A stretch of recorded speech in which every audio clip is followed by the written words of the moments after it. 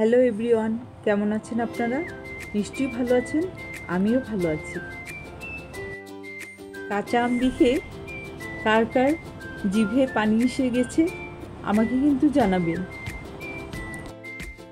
আজকে কাঁচা আম দিয়ে বানাবো একটি নতুন রেসিপি। হ্যাঁ, এতক্ষণে নিশ্চয়ই বুঝে ফেলেছেন কি রান্না করতে যাচ্ছি। আজকে রান্না করছি পুঁটি মাছ দিয়ে আমের চচ্চড়ি। রান্নাটা করার জন্য প্রথমে দিয়ে দিলাম সাদা তেল। পুঁটি মাছগুলো আমি ভেজে রান্না করব, তাই প্যানে এক এক করে সব মাছ দিয়ে দিচ্ছি।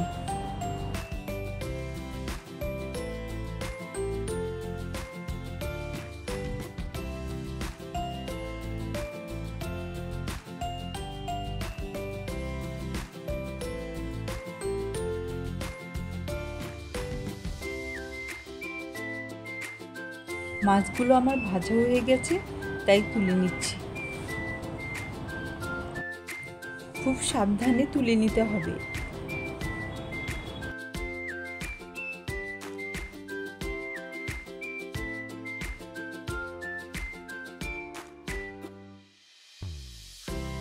রান্নার জন্য একই তেলে দিয়ে দিচ্ছি পেঁয়াজ কুচি এবং কয়েকটা কাঁচামরিচ।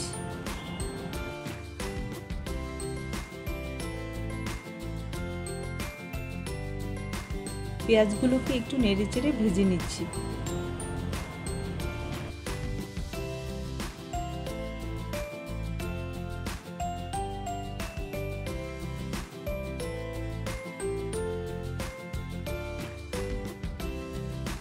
দিয়ে দিলাম পাতলা করে কেটে রাখা আলু। আলুটা সবার আগে দিয়ে দিলাম তাড়াতাড়ি সিদ্ধ হওয়ার জন্য।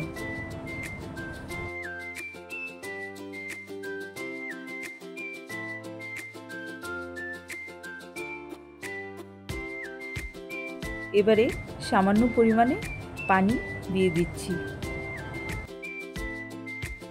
দিচ্ছি আদা রসুন বাটা।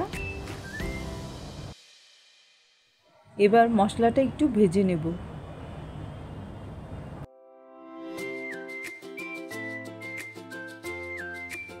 দেব হলুদের গুঁড়া এবং মরিচের গুঁড়া খুব সামান্য পরিমাণে।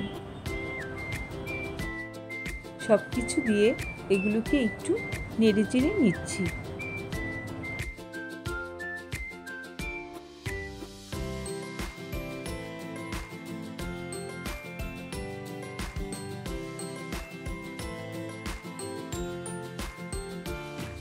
এখন কিছুক্ষণের জন্য ঢেকে রাখব। ফিরে আসলাম কিছুক্ষণ পর। পানি শুকিয়ে গেছে, তাই একটু পানি দিলাম।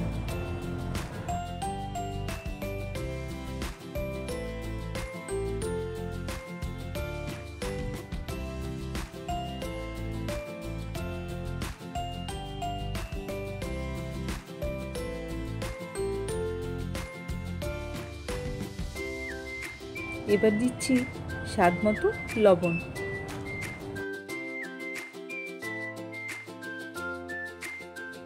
কয়েকটা ফালি করা কাঁচামরিচ ছিটিয়ে দিলাম।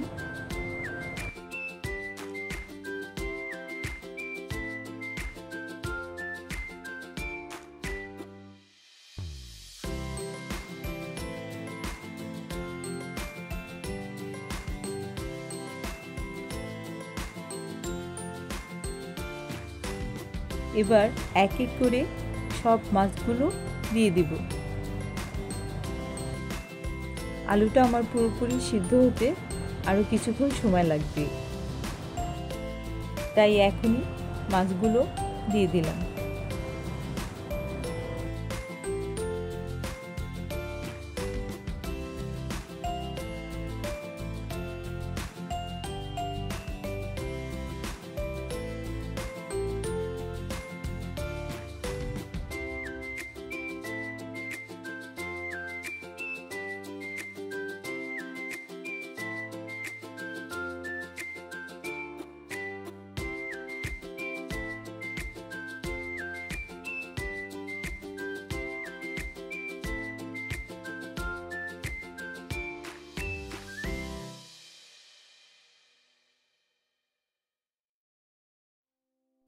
দিয়ে দিব পাতলা করে কেটে রাখা কাঁচা আম।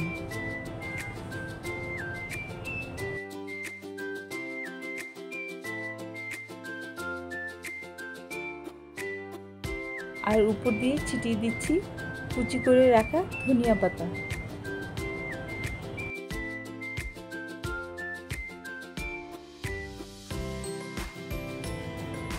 এবার কিছুক্ষণের জন্য ঢেকে রাখবো।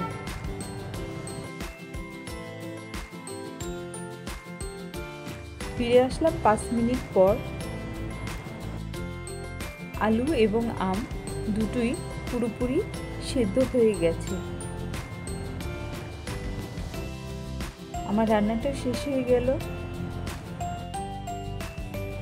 এই গরমে গরম গরম টক দিয়ে মাছের চচ্চড়ি খেতে কার না ভালো লাগে।